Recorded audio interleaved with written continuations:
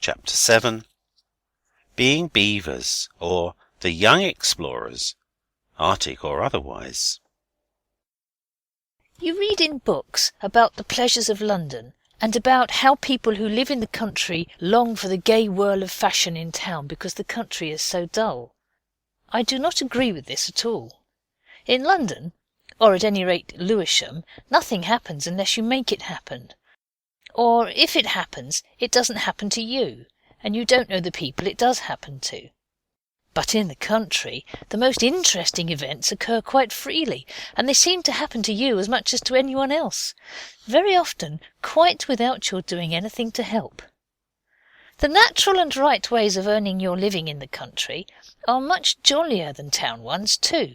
Sowing and reaping and doing things with animals are much better sport than fishmongering or bakering or oil shopping and all those sort of things, except of course a plumbers and gas fitters, and he is the same in town or country, most interesting and like an engineer. I remember what a nice man it was that came to cut the gas off once at our old house in Lewisham when my father's business was feeling so poorly. He was a true gentleman, and gave Oswald and Dicky over 2 yards and a quarter of good lead piping, and a brass tap thing that only wanted a washer, and a whole handful of screws to do what we liked with. We screwed the back door up with the screws, I remember, one night when Eliza was out, without leave. There was an awful row. We did not mean to get her into trouble. We only thought it would be amusing for her to find the door screwed up when she came down to take the milk in the morning. But I must not say any more about the Lewisham house. It is only the pleasures of memory, and nothing to do with being beavers or any sort of exploring. I think Dora and Daisy are the kind of girls who will grow up very good, and perhaps marry missionaries. I am glad Oswald's destiny looks at present as if it might be different. We made 2 expeditions to discover the source of the Nile, or the North Pole, and owing to their habit of sticking together and doing dull and praiseable things like sewing and helping with the cooking and taking invalid delicacies to the poor and indignant, Daisy and Dora were wholly out of it both times, though Dora's foot was now quite well enough to have gone to the North Pole or the Equator either. They said they did not mind the first time, because they like to keep themselves clean. It is another of their queer ways. And they said they had had a better time than us. It was only a clergyman and his wife who called, and had hot cakes for tea. The second time they said they were lucky not to have been in it. And perhaps they were right. But let me to my narrating. I hope you will like it. I am going to try to write it a different way, like the books they give you for a prize at a girls' school. I mean a young ladies' school, of course, not a high school. High schools are not nearly so silly as some other kinds. Here goes. "Ah me!" sighed a slender maiden of 12 summers, removing her elegant hat and passing her tapery fingers through her fair tresses. "How sad it is it not, to see able-bodied youths and young ladies wasting their precious summer hours in idleness and luxury." The maiden frowned reproachingly, but yet with earnest gentleness, at the groups of youths and maidens who sat beneath an umbragipeous beech-tree and ate black currants. "Dear brothers and sisters," the blushing girl went on, "could we not, even now at the 11th hour, turn to account these wasted lives of ours, and seek some occupation at once improving and agreeable?" "I do not quite follow your meaning, dear sister," replied the cleverest of her brothers, on whose brow... It's no use. I can't write like these books. I wonder how the book's authors can keep it up. What really happened was that we were all eating black currants in the orchard out of a cabbage leaf, and Alice said, "I say, look here, let's do something. It's simply silly to waste a day like this. It's just on 11. Come on." And Oswald said, "Where to?" This was the beginning of it. The moat that is all around our house is fed by streams. One of them is a sort of open overflow pipe from a good-sized stream that flows at the other side of the orchard. It was this stream that Alice meant when she said, "Why not go and discover the source of the Nile?" Of course Oswald knows quite well that the source of the real live Egyptian Nile is no longer buried in that mysteriousness where it lurked undisturbed for such a long time, but he was not going to say so. It is a great thing to know when not to say things. "Why not have it an Arctic expedition?" said Dicky. "Then we could take an ice axe and live on blubber and things. Besides, it sounds cooler." "Vote! Vote!" cried Oswald. So we did. Oswald, Alice, Noel and Denny voted for the River of the Ibis and the Crocodile. Dicky, H.O. and the other girls for the region of perennial winter and rich blubber. So Alice said, "We can decide as we go. Let's start anyway." The question of supplies had now to be gone into.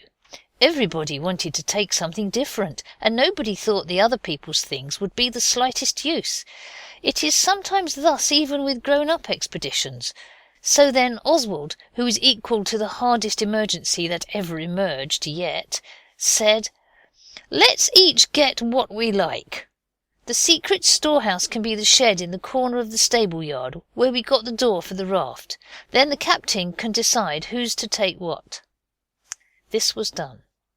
You may think it was but the work of a moment to fit out an expedition, but this is not so, especially when you know not whether your exploring party is speeding to Central Africa or merely to the world of icebergs and the polar bear. Dicky wished to take the wood axe, the coal hammer, a blanket and a mackintosh. H.O. bought a large faggot in case we had to light fires, and a pair of old skates he happened to have noticed in the box room, in case the expedition turned out icy. Noel had nicked a dozen boxes of matches, a spade and a trowel, and had also obtained, I know not by what means, a jar of pickled onions. Denny had a walking stick. We can't break him of walking with it. A book to read in case he got tired of being a discoverer, a butterfly net and a box with a cork in it, a tennis ball if we happened to want to play rounders in the pauses of exploring, 2 towels and an umbrella in the event of camping or if the river got big enough to bathe in or be fallen into. Alice had a comforter for Noel in case we got late, a pair of scissors and a needle and cotton, 2 whole candles in case of caves. And she had thoughtfully bought the tablecloth off the small table in the dining room so that we could make all the things up into one bundle and take it in turns to carry it. Oswald had fastened his mastermind entirely on grub, nor had the others neglected this. All the stores for the expedition were put down on the tablecloth and the corners tied up. Then it was more than even Oswald's muscly arms could raise from the ground, so we decided not to take it, but only the best selected grub. The rest we hid in the straw loft, for there are many ups and downs in life, and grub is grub at any time, and so are stores of all kinds. The pickled onions we had to leave, but not for ever. Then Dora and Daisy came along with their arms round each other's necks as usual, like a picture on a grocer's almanac, and said they weren't coming. It was, as I have said, a blazing hot day, and there were differences of opinion among the explorers about what eatables we ought to have taken, and H.O. had lost one of his garters and wouldn't let Alice tie it up with her handkerchief, which the gentle sister was quite willing to do. So it was a rather gloomy expedition that set off that bright sunny day to seek the source of the river where Cleopatra sailed in Shakespeare, or the frozen plains Mr. Nansen wrote that big book about. But the balmy calm of peaceful nature soon made the others less cross. Oswald had not been cross exactly, but only disinclined to do anything the others wanted, and by the time we had followed the stream a little way, and had seen a water rat and shied a stone or two at him, harmony was restored. We did not hit the rat. You will understand that we were not the sort of people who have lived so long near a stream without plumbing its depths. Indeed, it was the same stream the sheep took its daring leap into the day we had the circus, and of course we had often paddled in it in the shallower parts. But now our hearts were set on exploring. At least they ought to have been. But when we got to the place where the stream goes under a wooden sheep bridge, Dicky cried, "A camp! A camp!" and we were all glad to sit down at once. Not at all like real explorers who know no rest day or night till they have got there, whether it's the North Pole or the central point of the part marked Desert of Sahara on old-fashioned maps. The food supplies obtained by various members were good and plenty of it. Cake, hard eggs, sausage rolls, currants, lemon cheesecakes, raisins, and cold apple dumplings. It was all very decent, but Oswald could not help feeling that the source of the Nile, or North Pole, was a long way off, and perhaps nothing much when you got there. So he was not wholly displeased when Denny said, as he lay kicking into the bank when the things to eat were all gone, "I believe this is clay. Did you ever make huge platters and bowls out of clay and dry them in the sun? Some people did in a book called Foul Play, and I believe they baked turtles or oysters or something like that at the same time." He took up a bit of clay and began to mess it about, like you do putty when you get hold of a bit. And at once the heavy gloom that had hung over the explorers became expelled, and we all got under the shadow of the bridge and messed about with clay.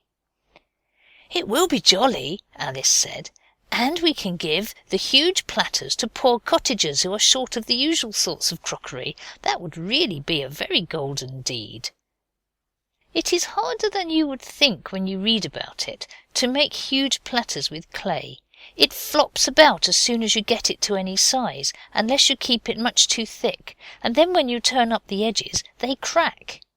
Yet we did not mind the trouble, and we had all got our shoes and stockings off. It is impossible to go on being cross when your feet are in cold water, and there is something in the smooth messiness of clay, and not minding how dirty you get, that would soothe the savagest breast that ever beat. After a bit, though, we gave up the idea of the huge platters and tried little things. We made some platters. They were like flower pot saucers, and Alice made a bowl by doubling up her fists and getting Noel to slab the clay on outside. Then they smoothed the thing inside and out with wet fingers, and it was a bowl. At least they said it was. When we'd made a lot of things we set them in the sun to dry, and it seemed a pity not to do the thing thoroughly. So we made a bonfire, and when it had burned down we put our pots on the soft white hot ashes amongst the little red sparks, and kicked the ashes over them and heaped up more fuel over the top. It was a fine fire. Then tea time seemed as if it ought to be near, and we decided to come back next day and get our pots. As we went home across the fields, Dicky looked back and said, "The bonfire's going pretty strong." We looked. It was. Great flames were rising to heaven against the evening sky, and we had left it a smouldering flat heap. "The clay must have caught alight," H.O. said. "Perhaps it's the kind that burns. I know I've heard of fire clay, and there's another sort you can eat." "Oh, shut up," Dicky said, with anxious scorn. With one accord we turned back. We all felt the feeling, the one that means something fatal being up, and it being your fault. "Perhaps," Alice said, "a beautiful young lady in a muslin dress was passing by, and a spark flew on to her, and now she is rolling in agony, enveloped in flames." We could not see the fire now, because of the corner of the wood, but we hoped Alice was mistaken. But when we got in sight of the scene of our pottering industry, we saw it was as bad nearly as Alice's wild dream, for the wooden fence leading up to the bridge had caught fire, and it was burning like billy-ho. Oswald started to run, so did the others. As he ran he said to himself, "This is no time to think about your clothes. Oswald, be bold." And he was. Arrived at the site of the conflagration, he saw that caps or straw hats full of water, however quickly and perseveringly given, would never put the bridge out, and his eventful past life made him know exactly the sort of wigging you get for an accident like this. So he said, "Dicky, soak your jacket and mine in the stream and chuck them along. Alice, stand clear or your silly girl's clothes'll catch as sure as fate." Dicky and Oswald tore off their jackets. So did Denny, but we would not let him and H.O. wet theirs. Then the brave Oswald advanced warily to the end of the burning rails and put his wet jacket over the end bit like a linseed poultice on the throat of a suffering invalid who has got bronchitis. The burning wood hissed and smouldered, and Oswald fell back almost choked with the smoke. But at once he caught up the other wet jacket and put it on another place, and of course it did the trick, as he had known it would do. But it was a long job, and the smoke in his eyes made the young hero obliged to let Dicky and Denny take a turn, as they had bothered to do from the first. At last all was safe. The devouring element was conquered. We covered up the beastly bonfire with clay to keep it from getting into mischief again, and then Alice said, "Now we must go and tell." Of course, Oswald said shortly. He had meant to tell all the time. So we went to the farmer who has the Moat House farm, and we went at once, because if you have any news like that to tell, it only makes it worse if you wait about. When we told him, he said, "You little—" I shall not say what he said besides that, because I am sure he must have been sorry for it next Sunday when he went to church, if not before. We did not take any notice of what he said, but just kept on saying how sorry we were, and he did not take our apology like a man, but only said he daresayed, just like a woman does. Then he went to look at his bridge, and we went in to our tea. The jackets were never quite the same again. Really good explorers would never be discouraged by the daresaying of a farmer, still less by his calling them names he ought not to. Albert's uncle was away, so we got no double slating, and next day we started again to discover the source of the river of cataracts, or the region of mountain-like icebergs. We set out heavily provisioned with a large cake Daisy and Dora had made themselves, and 6 bottles of ginger beer. I think real explorers most likely have their ginger beer in something lighter to carry than stone bottles. Perhaps they have it by the cask, which would come cheaper, and you could make the girls carry it on their back, like in pictures of the daughters of regiments. We passed the scene of the devouring conflagration, and the thought of the fire made us so thirsty we decided to drink the ginger beer and leave the bottles in a place of concealment. Then we went on, determined to reach our destination, tropic or polar, that day. Denny and H.O. wanted to stop and try to make a fashionable watering place at that part where the stream spreads out like a small-sized sea, but Noel said no. We did not like fashionableness. You ought to, at any rate, Denny said. A Mr. Collins wrote an Ode to the Fashions, and he was a great poet. The poet Milton wrote a long book about Satan, Noel said, but I'm not bound to like him. I think it was smart of Noel. People aren't obliged to like everything they write about even, let alone read, Alice said. Look at Ruin Seize Thee, Ruthless King, and all the pieces of poetry about war and tyrants and slaughtered saints, and the one you made yourself about the black beetle, Noel. By this time we had got to the pondy place, and the danger of delay was past, but the others went on talking about poetry for quite a field and a half as we walked along by the banks of the stream. The stream was broad and shallow at this part, and you could see the stones and gravel at the bottom, and millions of baby fishes and sort of skating spiders walking about on the top of the water. Denny said The water must be ice for them to be able to walk on it, and this showed we were getting near the North Pole. But Oswald had seen a kingfisher by the wood, and he said it was an ibis, so this was even. When Oswald had had as much poetry as he could bear, he said, "Let's be beavers and make a dam." And everybody was so hot they agreed joyously, and soon our clothes were tucked up as far as they could go, and our legs looked green through the water, though they were pink out of it. Making a dam is jolly good fun, though laborious, as books about beavers take care to let you know. Dicky said it must be Canada if we were beavers, and so it was on the way to the polar system. But Oswald pointed to his heated brow, and Dicky owned it was warm for polar regions. He had brought the ice axe, it's called the wood chopper sometimes, and Oswald, ever ready and able to command, set him and Denny to cut turfs from the bank while we heaped stones across the stream.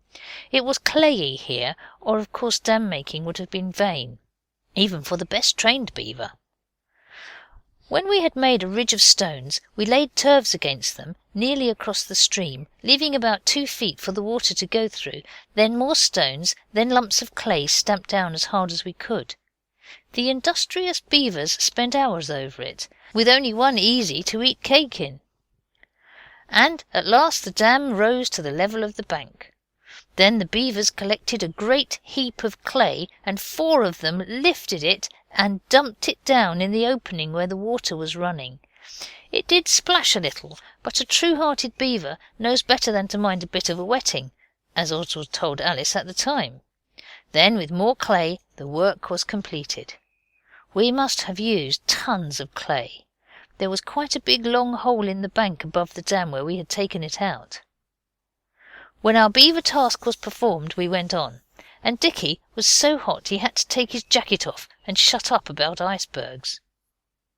I cannot tell you about all the windings of the stream. It went through fields and woods and meadows, and at last the banks got steeper and higher, and the trees overhead darkly arched their mysterious branches, and we felt like the princes in a fairy tale who go out to seek their fortunes.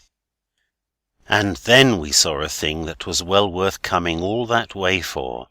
The stream suddenly disappeared under a dark stone archway, and however much you stood in the water and stuck your head down between your knees, you could not see any light at the other end. The stream was much smaller than where we had been beavers. Gentle reader, you will guess in a moment who it was that said, "Alice, you've got a candle, let's explore." This gallant proposal met but a cold response. The others said they didn't care much about it, and what about tea? I often think the way people try to hide their cowardliness behind their teas is simply beastly. Oswald took no notice. He just said with that dignified manner not at all like sulking, which he knows so well how to put on, "All right, I'm going. If you funk it, you'd better cut along home and ask your nurses to put you to bed." So then, of course, they agreed to go. Oswald went first with the candle. It was not comfortable. The architect of the dark subterranean passage had not imagined anyone would ever be brave enough to lead a band of beavers into its inky recesses, or he would have built it high enough to stand upright in. As it was, we were bent almost at a right angle, and this is very awkward if for long. But the leader pressed dauntlessly on, and paid no attention to the groans of his faithful followers, nor to what they said about their backs. It really was a very long tunnel, though, and even Oswald was not sorry to say, "I see daylight." The followers cheered as well as they could as they splashed after him. The floor was stone as well as the roof, so it was easy to walk on. I think the followers would have turned back if it had been sharp stones or gravel. And now the spot of daylight at the end of the tunnel grew larger and larger, and presently the intrepid leader found himself blinking in the full sun, and the candle he carried looked simply silly.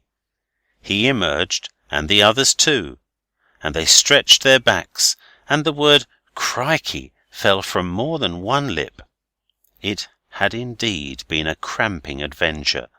Bushes grew close to the mouth of the tunnel, so we could not see much landscape, and when we had stretched our backs we went on upstream, and nobody said they'd had jolly well enough of it, though in more than one young heart this was thought. It was jolly to be in the sunshine again. I never knew before how cold it was underground. The stream was getting smaller and smaller.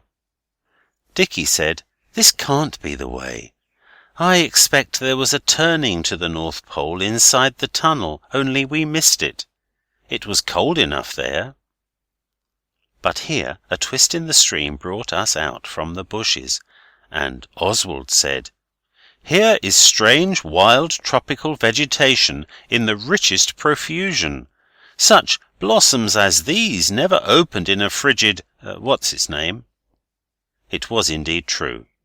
We had come out into a sort of marshy, swampy place, like, I think, a jungle is, that the stream ran through, and it was simply crammed with queer plants, and flowers we never saw before or since, and the stream was quite thin.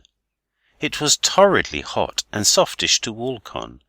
There were rushes and reeds and small willows, and it was all tangled over with different sorts of grasses and pools here and there. We saw no wild beasts, but there were more different kinds of wild flies and beetles than you could believe anybody could bear, and dragonflies and gnats. The girls picked a lot of flowers. I know the names of some of them, but I will not tell you them because this is not meant to be instructing. So I will only name meadowsweet, yarrow, loose strife, lady's bedstraw, and willow herb, both the larger and the lesser. Everyone now wished to go home. It was much hotter here than in natural fields. It made you want to tear all your clothes off and play at savages instead of keeping respectable in your boots. But we had to bear the boots because it was so brambly. It was Oswald who showed the others how flat it would be to go home the same way we came, and he pointed out the telegraph wires in the distance and said, "There must be a road there, let's make for it," which is quite a simple and ordinary thing to say, and he does not ask any credit for it. So we sloshed along, scratching our legs with the brambles and the water squelching in our boots. And Alice's blue muslin frock was torn all over in those criss-cross tears which are considered so hard to darn. We did not follow the stream any more. It was only a trickle now, so we knew we had tracked it to its source. And we got hotter and hotter and hotter, and the dews of agony stood in beads on our brows and rolled down our noses and off our chins. And the flies buzzed and the gnats stung, and Oswald bravely sought to keep up Dicky's courage when he tripped on a snag and came down on a bramble bush by saying, "You see, it is the source of the Nile we've discovered. What price North Poles now?" Alice said, "Ah, but think of ices. I expect Oswald wishes it had been the pole anyway." Oswald is naturally the leader, especially when following up what is his own idea, but he knows that leaders have other duties besides just leading. One is to assist weak or wounded members of the expedition, whether polar or equatorish. So the others had got a bit ahead through Oswald lending the tottering Denny a hand over the rough places. Denny's feet hurt him, because when he was a beaver his stockings had dropped out of his pocket, and boots without stockings are not a bed of luxuriousness, and he is often unlucky with his feet. Presently we came to a pond, and Denny said, "Let's paddle." Oswald likes Denny to have ideas. He knows it is healthy for the boy, and generally he backs him up. But just now it was getting late, and the others were ahead, so he said, "Oh, rot! Come on." Generally the dentist would have, but even worms will turn if they are hot enough and their feet are hurting them. "I don't care, I shall," he said. Oswald overlooked the mutiny and did not say who was leader. He just said, "Well, don't be all day about it," for he is a kind-hearted boy and can make allowances. So Denny took off his boots and went into the pool. "Oh, it's ripping," he said. "You ought to come in." "It looks beastly muddy," said his tolerating leader. "It is a bit," Denny said, "but the mud's just as cool as the water, and so soft. It squeezes between your toes, quite different to boots." And so he splashed about, and kept asking Oswald to come along in. But some unseen influence prevented Oswald doing this, or it may have been because both his bootlaces were in hard knots. Oswald had cause to bless this unseen influence, or the bootlaces, or whatever it was. Denny had got to the middle of the pool, and he was splashing about and getting his clothes very wet indeed, and altogether you would have thought his was a most envious and happy state. But alas, the bright cloud had a waterproof lining. He was just saying, "You are a silly, Oswald, you'd much better," when he gave a blood-piercing scream and began to kick about. "What's up?" cried the ready Oswald. He feared the worst from the way Denny screamed. But he knew it could not be an old meat tin in this quiet and jungular spot, like it was in the moat when the shark bit Dora.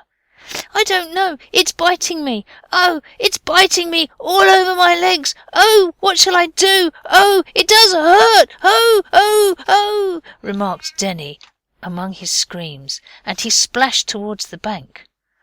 Oswald went into the water and caught hold of him and helped him out. It is true that Oswald had his boots on, but I trust he would not have funked the unknown terrors of the deep, even without his boots. I am almost sure he would not have. When Denny had scrambled and been hauled ashore, we saw with horror and amaze that his legs were stuck all over with large black slug-looking things. Denny had turned green in the face, and even Oswald felt a bit queer, for he knew in a moment what the black dreadfulnesses were. He had read about them in a book called Magnet Stories, where there was a girl called Theodosia, and she could play brilliant trebles on the piano in duets, but the other girl knew all about leeches, which is much more useful, and golden deedy. Oswald tried to pull the leeches off, but they wouldn't, and Denny howled, so he had to stop trying. He remembered from the Magnet Stories how to make the leeches begin biting. The girl did it with cream. But he could not remember how to stop them, and they had not wanted any showing how to begin. "Oh, what shall I do? What shall I do? Oh, it does hurt! Oh, oh!" Denny observed, and Oswald said, "Be a man, buck up. If you won't let me take them off, you'll just have to walk home in them." At this thought the unfortunate youth's tears fell fast. But Oswald gave him an arm and carried his boots for him, and he consented to buck up, and the two struggled on towards the others, who were coming back, attracted by Denny's yells.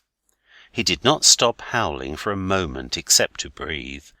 No one ought to blame him till they had had 11 leeches on their right leg, and 6 on their left, making 17 in all, as Dicky said at once. It was lucky he did yell, as it turned out, because a man on the road, where the telegraph wires were, was interested by his howls, and came across the marsh to us as hard as he could. When he saw Denny's legs, he said, "Blest if I didn't think so," and he picked Denny up and carried him under one arm, where Denny went on saying, "Oh, and it does hurt," as hard as ever. Our rescuer, who proved to be a fine big young man in the bloom of youth, and a farm labourer by trade, in corduroys, carried the wretched sufferer to the cottage where he lived with his aged mother, and then Oswald found that what he had forgotten about the leeches was salt. The young man in the bloom of youth's mother put salt on the leeches, and they squirmed off and fell with sickening slug-like flops on the brick floor. Then the young man in corduroys and the bloom, etc., carried Denny home on his back, after his legs had been bandaged up, so that he looked like wounded warriors returning. It was not far by the road, though such a long distance by the way the young explorers had come. He was a good young man, and though of course acts of goodness are their own reward, still I was glad he had the 2 half-crowns Albert's uncle gave him, as well as his own good act. But I'm not sure Alice ought to have put him in the Golden Deed book, which was supposed to be reserved for us. Perhaps you will think this was the end of the source of the Nile, or North Pole. If you do, it only shows how mistaken the gentlest reader may be. The wounded explorer was lying with his wounds and bandages on the sofa, and we were all having our tea with raspberries and white currants, which were richly needed after our torrid adventures, when Mrs. Pettigrew, the housekeeper, put her head in at the door and said, "Please could I speak to you half a moment, sir?" to Albert's uncle. And her voice was the kind that makes you look at each other when the grown-up has gone out, and you are silent with your bread and butter half-way to the next bite, or your teacup in mid-flight to your lips. It was as we supposed. Albert's uncle did not come back for a long while. We did not keep the bread and butter on the wing all that time, of course, and we thought we might as well finish the raspberries and white currants. We kept some for Albert's uncle, of course, and they were the best ones too. But when he came back, he did not notice our thoughtful unselfishness. He came in, and his face wore the look that means bed, and very likely no supper. He spoke, and it was the calmest of white-hot iron, which is something like the calmness of despair. He said, "You have done it again. What on earth possessed you to make a dam?" "We were being beavers," said H.O. in proud tones. He did not see, as we did, where Albert's uncle's tone pointed to. "No doubt," said Albert's uncle, rubbing his hands through his hair. "No doubt, no doubt. Well, my beavers, you may go and build dams with your bolsters. Your dam stopped the stream. The clay you took for it left a channel through which it has run down and ruined about 7 pounds worth of freshly reaped barley. Luckily, the farmer found it out in time, or you might have spoiled 70 pounds worth.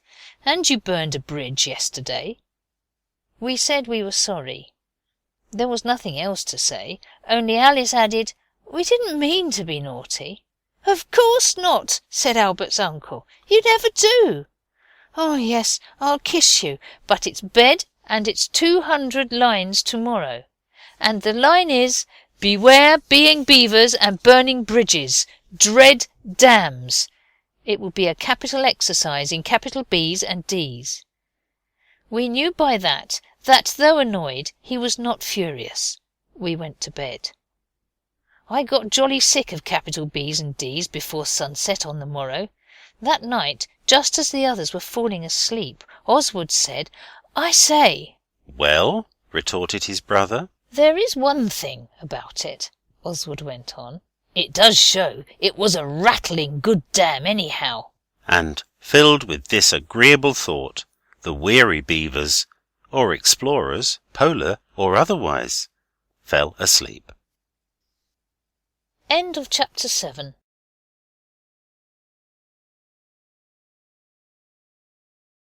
Chapter 8. The High-Born Babe. It really was not such a bad baby, for a baby. Its face was round and quite clean, which babies' faces are not always, as I dare say you know by your own youthful relatives. And Dora said its cape was trimmed with real lace, whatever that may be. I don't see myself how one kind of lace can be realer than another.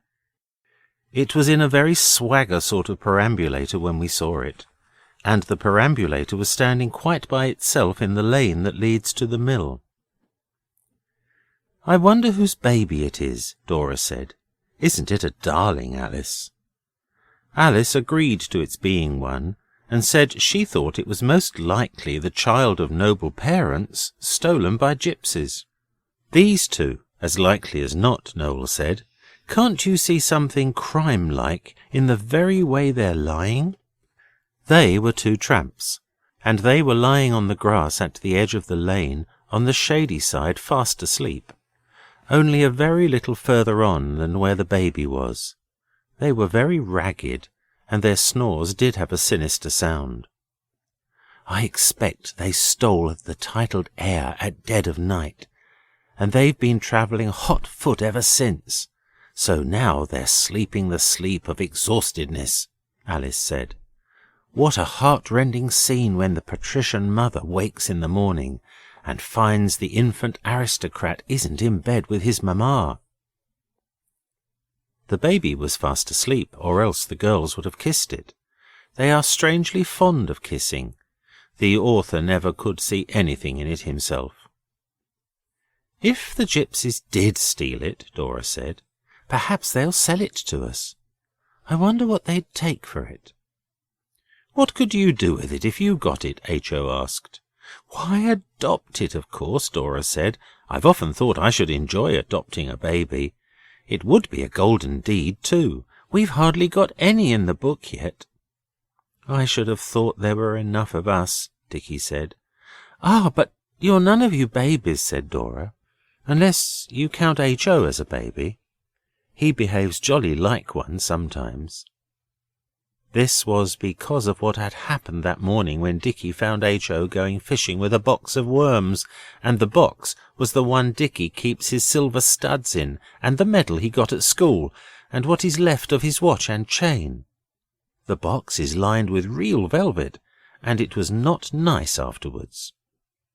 And then H.O. said Dicky had hurt him, and he was a beastly bully, and he cried. We thought all this had been made up, and were sorry to see it threaten to break out again. So Oswald said, Oh, bother the baby! Come along, do! And the others came. We were going to the miller's with a message about some flour that hadn't come, and about a sack of sharps for the pigs. After you go down the lane, you come to a clover field, and then a cornfield, and then another lane, and then it is the mill. It is a jolly fine mill. In fact, it is two, water and wind ones, one of each kind, with a house and farm buildings as well. I never saw a mill like it, and I don't believe you have either. If we had been in a story-book, the miller's wife would have taken us into the neat sanded kitchen where the old oak settle was black with time and rubbing, and dusted chairs for us, old brown Windsor chairs, and given us each a glass of sweet-scented cowslip wine and thick slices of rich home-made cake. And there would have been fresh roses in an old china bowl on the table. As it was, she asked us all into the parlour and gave us Eiffel Tower lemonade and Marie biscuits. The chairs in her parlour were bent wood, and no flowers except some wax ones under a glass shade. But she was very kind, and we were very much obliged to her. We got out to the miller, though, as soon as we could. Only Dora and Daisy stayed with her, and she talked to them about her lodgers and about her relations in London. The miller is a man. He showed us all over the mills, both kinds, and let us go right up into the very top of the windmill, and showed us how the top moved round so the sails could catch the wind, and the great heaps of corn, some red and some yellow, the red is English wheat, and the heaps slide down a little bit at a time into a square hole and go into the millstones. The corn makes a rustling soft noise that is very jolly, something like the noise of the sea, and you can hear it through all the other mill noises. Then the miller let us go over the water mill. It is fairy palaces inside a mill. Everything is powdered over white, like sugar on pancakes when you are allowed to help yourself. And he opened a door and showed us the great water wheel, working on, slow and sure, like some great round dripping giant, Noel said, and then he asked if we fished. Yes, was our immediate reply.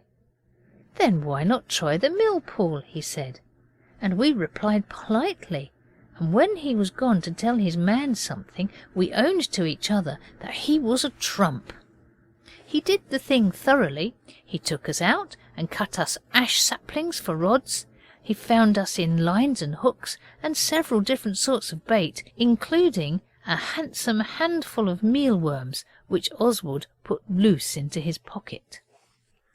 And when it came to bait, Alice said she was going home with Dora and Daisy. Girls are strange, mysterious, silly things.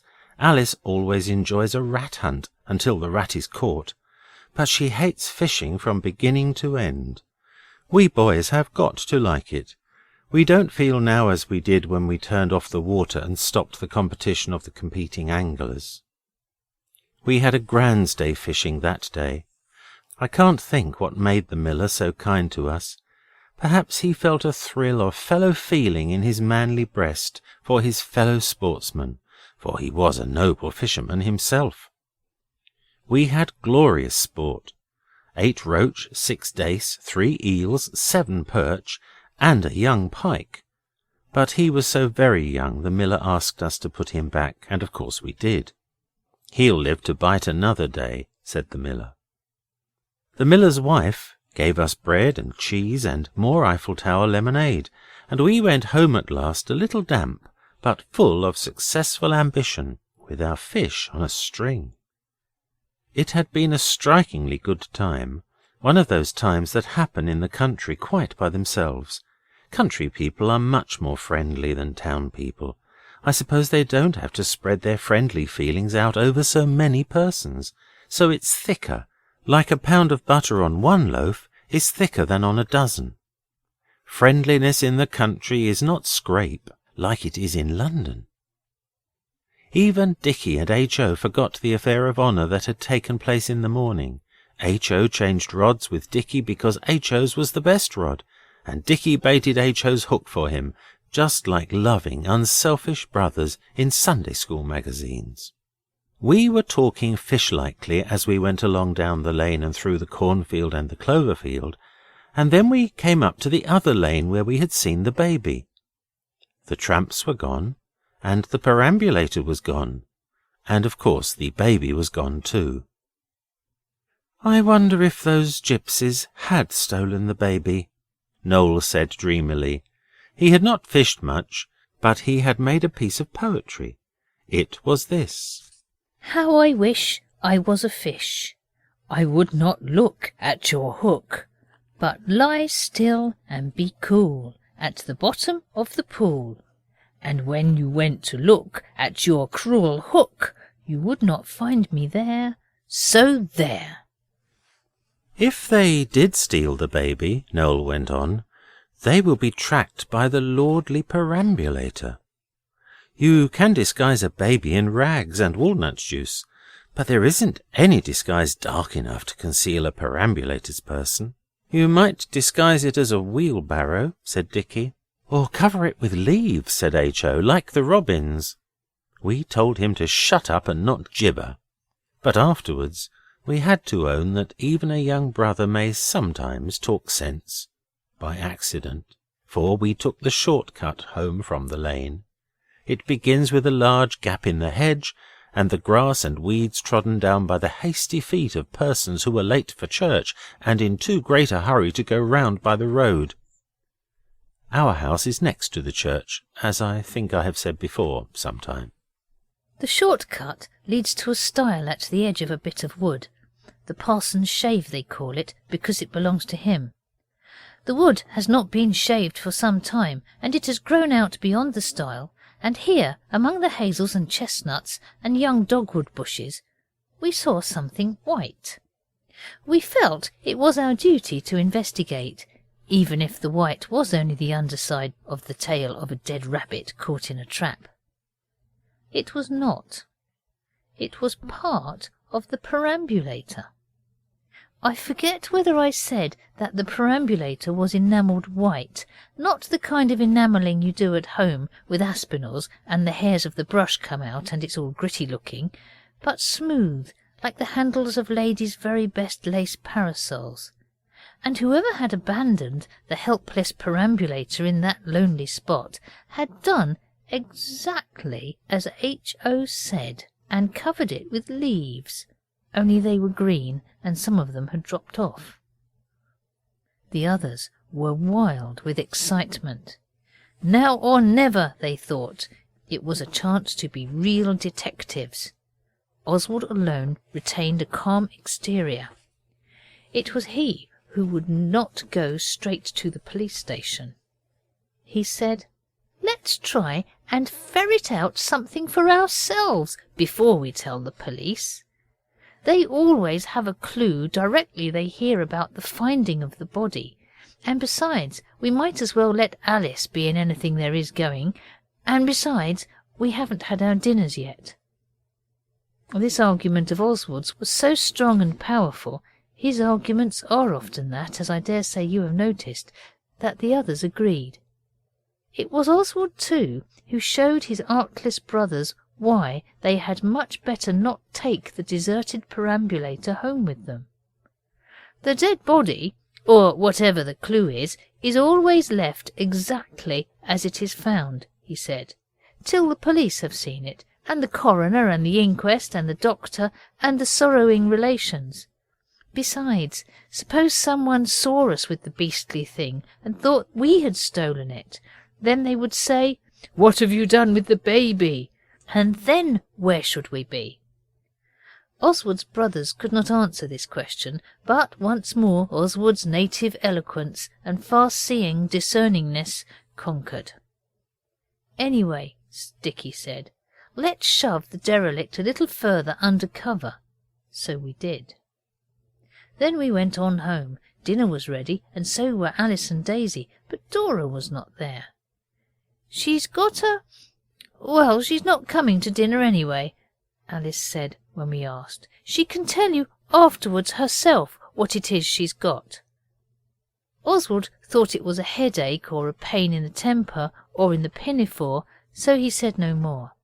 But as soon as Mrs. Pettigrew had helped us and left the room, he began the thrilling tale of the forsaken perambulator. He told it with the greatest thrillingness anyone could have.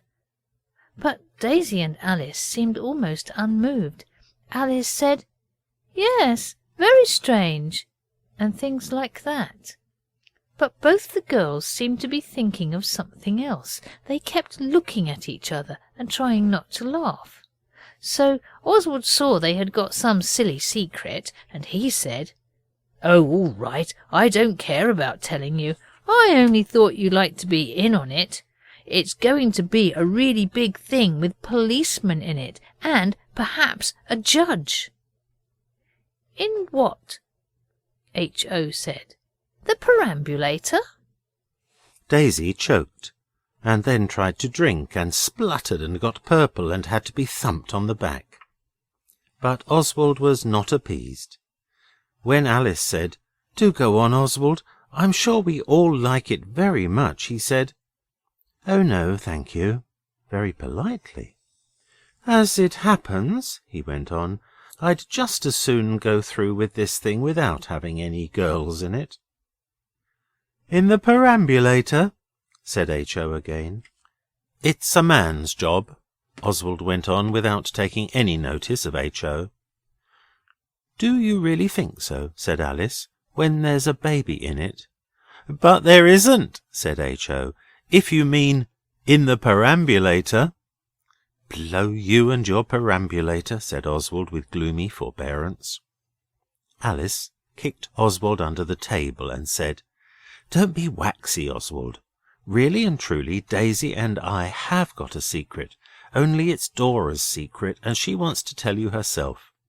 If it was mine or Daisy's, we'd tell you this minute, wouldn't we, Mouse?"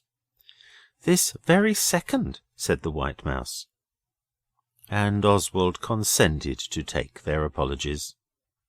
Then the pudding came in, and no more was said except asking for things to be passed. Sugar and water and bread and things. Then when the pudding was all gone, Alice said, "Come on," and we came on. We did not want to be disagreeable, though really we were keen on being detectives and sifting that perambulator to the very dregs. But boys have to try to take an interest in their sisters' secrets, however silly. This is part of being a good brother." Alice led us across the field where the sheep once fell into the brook, and across the brook by the plank. At the other end of the next field there was a sort of wooden house on wheels that the shepherd sleeps in at the time of year when lambs are being born, so that he can see that they are not stolen by gypsies before the owners have counted them. To this hut Alice now led her kind brothers, and Daisy's kind brother. "Dora is inside," she said, "with the secret. We were afraid to have it in the house, in case it made a noise." The next moment the secret was a secret no longer, for we all beheld Dora sitting on a sack on the floor of the hut, with the secret in her lap. It was the high-born babe. Oswald was so overcome that he sat down suddenly, just like Betsy Trotwood did in David Copperfield, which shows you what a true author Dickens is. "You've done it this time," he said. "I suppose you know you're a baby stealer." "I'm not," Dora said. "I've adopted him." "Then it was you," Dicky said, "who scuttled the perambulator in the wood." "Yes," Alice said. "We couldn't get it over the stile unless Dora put down the baby, and we were afraid of the nettles for his legs. His name is to be Lord Edward." "But, Dora, really, don't you think—" "If you'd been there, you'd have done the same," said Dora firmly. "The gypsies had gone. Of course something had frightened them, and they fled from justice, and the little darling was awake and held out his arms to me. No, he hasn't cried a bit. And I know all about babies. I've often nursed Mrs. Simpkin's daughter's baby, which she brings up on Sundays. They have bread and milk to eat. You take him, Alice, and I'll go and get some bread and milk for him." Alice took the noble brat. It was horribly lively and squirmed about in her arms and wanted to crawl on the floor. She could only keep it quiet by saying things to it a boy would be ashamed to even think of saying, such as goo-goo and diddums was and ickle-duckums then. When Alice used these expressions, the baby laughed and chuckled and replied, "Da-da-da-da, ba-ba-ba, or glue-glue." But if Alice stopped her remarks for an instant, the thing screwed up its face as if it was going to cry. But she never gave it time to begin. It was a rummy little animal. Then Dora came back with the bread and milk, and they fed the noble infant. It was greedy and slobbery, but all three girls seemed unable to keep their eyes and hands off it. They looked at it exactly as if it was pretty. We boys stayed watching them. There was no amusement left for us now, for Oswald saw that Dora's secret knocked the bottom out of the perambulator. When the infant aristocrat had eaten a hearty meal, it sat on Alice's lap and played with the amber heart she wears that Albert's uncle bought her from Hastings after the business of the bad sixpence and the nobleness of Oswald. "Now," said Dora, "this is a council, so I want to be businesslike. Duckham's darling has been stolen away. Its wicked stealers have deserted the precious. We've got it. Perhaps its ancestral halls are miles and miles away. I vote we keep the little lovey duck till it's advertised for." "If Albert's uncle lets you," said Dicky darkly. "Oh, don't say you like that," Dora said. "I want it to be all of our baby. It will have 5 fathers and 3 mothers and a grandfather and a great Albert's uncle and a great granduncle. I'm sure Albert's uncle will let us keep it, at any rate till it's advertised for." "And suppose it never is?" Noel said. "Then so much the better," said Dora. "The little ducky-yucks." She began kissing the baby again. Oswald, ever thoughtful, said, "Well, what about your dinner?" "Bother dinner," Dora said, so like a girl. "Will you all agree to be his fathers and mothers?" "Anything for a quiet life," said Dicky, and Oswald said, Oh, yes, if you like. But you'll see we shan't be allowed to keep it. You talk as if he was rabbits or white rats, said Dora. And he's not. He's a little man, he is. All right, he's no rabbit, but a man. Come on and get some grub, Dora, rejoined the kind-hearted Oswald. And Dora did, with Oswald and the other boys. Only Noel stayed with Alice. He really seemed to like the baby. When I looked back, he was standing on his head to amuse it, but the baby didn't seem to like him any better, whichever end of him was up. Dora went back to the shepherd's house on wheels directly she had had her dinner. Mrs. Pettigrew was very cross about her not being into it, but she had kept her some mutton hot all the same. She is a decent sort. And there were stewed prunes. We had some to keep Dora company. Then we boys went fishing again in the moat, but we caught nothing. Just before tea-time we all went back to the hut, and before we got half across the last field we could hear the howling of the secret. Poor little beggar, said Oswald with manly tenderness. They must be sticking pins in it. We found the girls and Noel looking quite pale and breathless. Daisy was walking up and down with the secret in her arms. It looked like Alice in Wonderland nursing the baby that turned into a pig. Oswald said so, and added that its screams were like it too. What on earth is the matter with it? He said. I don't know, said Alice. Daisy's tired, and Dora and I are quite worn out. He's been crying for hours and hours. You take him a bit. Not me, replied Oswald firmly, withdrawing a pace from the secret. Dora was fumbling with her waistband in the furthest corner of the hut. I think he's cold, she said. I thought I'd take off my flannelette petticoat, only the horrid strings got into a hard knot. Here, Oswald, let's have your knife. With the word she plunged her hand into Oswald's jacket pocket, and next moment she was rubbing her hand like mad on her dress and screaming almost as loud as the baby. Then she began to laugh and to cry at the same time. This is called hysterics. Oswald was sorry, but he was annoyed too. He had forgotten that his pocket was half full of the mealworms the miller had kindly given him, and anyway Dora ought to have known that a man always carries his knife in his trouser pockets and not in his jacket one. Alice and Daisy rushed to Dora. She had thrown herself down on the pile of sacks in the corner. The titled infant delayed its screams for a moment to listen to Dora's, but almost at once it went on again. "Oh, get some water!" cried Alice. "Daisy, run!" The white mouse, ever docile and obedient, shoved the baby into the arms of the nearest person, who had to take it or it would have fallen a wreck to the ground. This nearest person was Oswald. He tried to pass it on to the others, but they wouldn't. Noel would have, but he was busy kissing Dora and begging her not to. So our hero, for such I may perhaps term him, found himself the degraded nursemaid of a small but furious kid. He was afraid to lay it down, for fear in its rage it would beat its brains out against the hard earth. And he did not wish, however innocently, to be the cause of its hurting itself at all.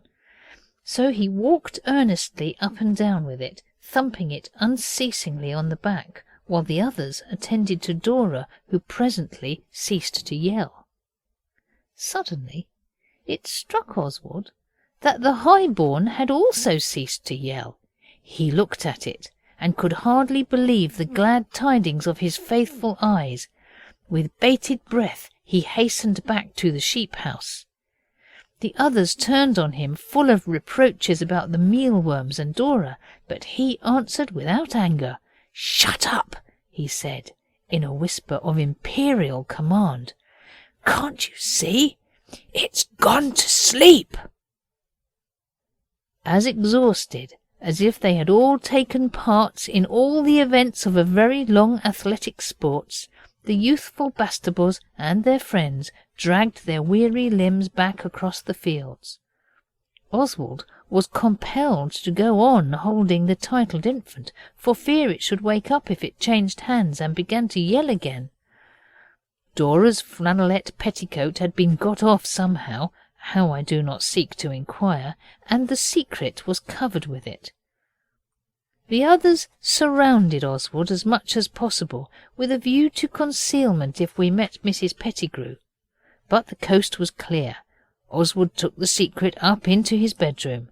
Mrs. Pettigrew doesn't come there much, as it's too many stairs. With breathless precaution, Oswald laid it down on his bed. It sighed, but did not wake. Then we took it in turns to sit by it and see that it did not get up and fling itself out of bed, which in one of its furious fits it would just as soon have done as not. We expected Albert's uncle every minute. At last we heard the gate, but he did not come in, so we looked out and saw that he was talking to a distracted-looking man on a piebald horse, one of the miller's horses. A shiver of doubt coursed through our veins. We could not remember having done anything wrong at the miller's, but you never know, and it seemed strange his sending a man up on his own horse. But when we had looked a bit longer, our fears went down and our curiosity got up, for we saw that the distracted one was a gentleman. Presently he rode off, and Albert's uncle came in. A deputation met him at the door, all the boys and Dora, because the baby was her idea. "We've found something," Dora said, "and we want to know whether we may keep it." The rest of us said nothing. We were not so very anxious to keep it after we had heard how much and how long it could howl. Even Noel had said he had no idea a baby could yell like it.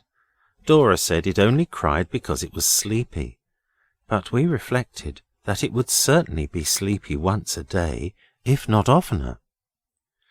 "What is it?" said Albert's uncle. "Let's see this treasure trove. Is it a wild beast?" "Come and see," said Dora, and we led him to our room. Alice turned down the pink flannelette petticoat with silly pride, and showed the youthful heir fatly and pinkly sleeping. "A baby," said Albert's uncle. "The baby!